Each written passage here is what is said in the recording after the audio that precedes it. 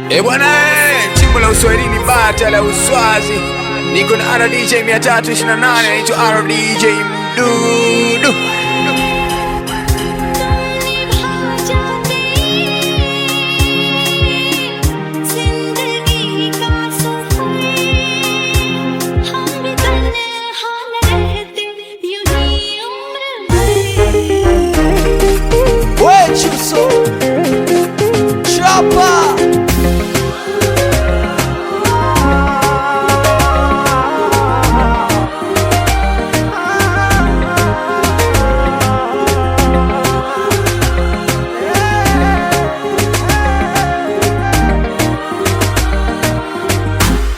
Da, singesema tangu mwanzo kama umepata mwingine, moyo wangu mokatiri na yako penzi yani wewe.